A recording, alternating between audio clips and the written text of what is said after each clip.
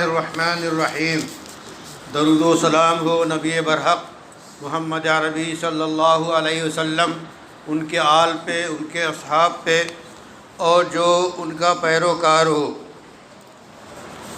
حضرات گرامی، قرآن کریم کا دوسرا پارہ، اس سلسلے میں عرض یہ ہے کہ آپ جانتے ہیں کہ 3 مسجدیں سب سے اہم ترین اور بنیادی ہیں: مسجد حرام، مسجد نبوی اور مسجد اقصیٰ۔ ابتدا میں جب نماز فرض ہوئی تو حکم ہوا کہ قبلہ بنایا جائے مسجد اقصیٰ کو، اور 16-17 مہینے رسول اللہ صلی اللہ علیہ وسلم نے بیت المقدس کی طرف رخ کر کے نماز پڑھی۔ یہ بیت المقدس وہی ہے، یہ مسجد اقصیٰ وہی ہے جو آج کل بہت چرچے میں ہے، اور جس پہ ظالم غاصب یہودیوں نے قبضہ کر رکھا ہے، اور ان کے خونی پنجوں سے چھڑانے کے لیے ایک گروپ اور مسلمانوں کی ایک جماعت جو ہے وہ کوشاں ہے۔ اللہ تعالیٰ اسے فتح یاب کرے اور ان کو ذلیل و خوار کرے۔ مسجد اقصیٰ کی طرف جب قبلہ بنایا گیا اور نمازیں پڑھی گئیں تو رسول اللہ صلی اللہ علیہ وسلم کی خواہش ہوتی کہ اصل جو قبلہ ہے مسجد حرام، ادھر یہ قبلہ بنایا جائے۔ بار بار آپ آسمان کی طرف دیکھتے کہ ممکن ہے وہی نازل ہو جائے۔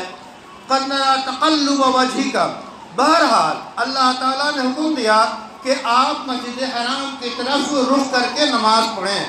قبلے کی یہ تبدیلی ہوئی تو اس وقت کے پڑھے لکھے ایڈوکیٹڈ لوگوں میں بے چینی مچ گئی، اور اس وقت کون تھے؟ یہودی۔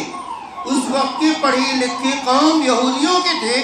اس نے جو ہے شور مچانا شروع کیا کہ یہ کیا ہے، آج یہ تبدیل کر رہے ہیں مسجد وہ قبلہ کو، کل مذہب بھی تبدیل کر سکتے ہیں۔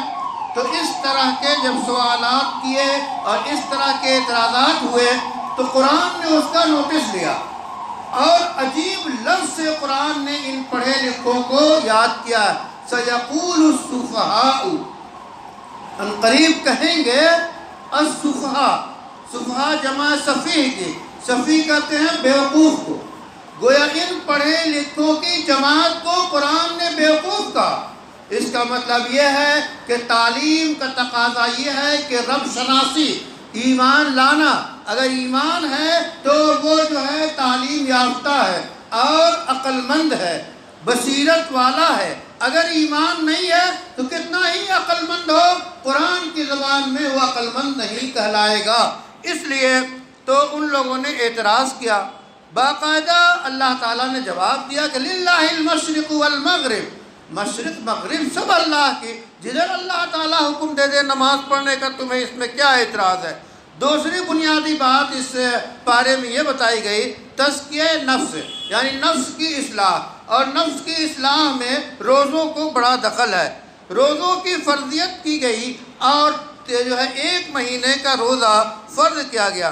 اس کے بعد پھر حج کے احکام ہیں، اور مزید احکام حج کے سورہ حج میں ہیں، اور پھر عقیدے اور ایمان کا تذکرہ ہے۔ اس کے بعد سماجی معاملات کا تذکرہ ہے، جیسے کہ شادی بیاہ، نکاح، اور اگر کسی وجہ سے نباہ نہ ہو سکے تو طلاق۔ اسی طرح دودھ پلانے کے احکام جسے رضاعت کہتے ہیں، تو ان خاندانی اور فیملی مسائل کا تذکرہ کیا گیا، اور ان سب کی بنیاد تقوی پہ رکھی گئی۔ اسی طرح ایک اہم بات کہ خاندان سے متعلق جتنے احکام ہیں وہ اسی وقت چل سکتے ہیں جب اللہ پہ ایمان ہو، آخرت پہ ایمان کا تصور موجود ہو۔ باپ کا بیٹے سے تعلق، بیٹے کا باپ سے تعلق، میاں کا بیوی سے تعلق، بیوی سے میاں کا تعلق، جتنے رشتے ہیں یہ رشتے جوڑتے ہیں آخرت کا یقین۔ اگر آخرت پہ یقین ہے تو ان حقوق کی پامالی نہیں کی جاتی۔ اسی طرح پھر وہ واقعہ نقل کیا گیا ہے کہ اس میں اصل ہے کہ خوف خدا جو ہے اسی پہ بنیاد ہے تمام معاملات کی۔ پھر جالوت کا واقعہ نقل کیا گیا کہ اس میں درس عبرت ہے، اور اس کے بعد صبر کی خاص طور پہ تلقین کی گئی کہ مسلمانوں کو جانی مالی نقصانات اٹھانے پڑ سکتے ہیں، اندیشے آ سکتے ہیں، انجانے خوف اور طرح طرح کی، یہاں سے حملہ ہو سکتا ہے، وہاں سے حملہ ہو سکتا ہے، اس طرح کے اندیشے ہو سکتے ہیں، لیکن ثابت قدم رہنا، صبر کرنا، اللہ کی طرف رجوع کرنا، یہ سارے مسائل کا حل ہے۔ اللہ تعالیٰ سے دعا ہے کہ ہمیں قرآن پڑھنے، قرآن سمجھنے اور قرآن کے پیغام کو عام کرنے کی توفیق عطا فرمائے۔ ابھی ایک مسئلہ ہے کہ جب ہم نماز میں کھڑے ہوتے ہیں، جسے قیام کہتے ہیں، تو سیدھے کھڑا ہونا چاہیے، اور جب نیت ہم باندھتے ہیں تو بہت سے لوگ سر اس طرح جھکا لیتے ہیں زمین کی طرف، یہ صحیح نہیں ہے۔ سیدھے کھڑے ہو ہی کر آپ نیت باندھیں۔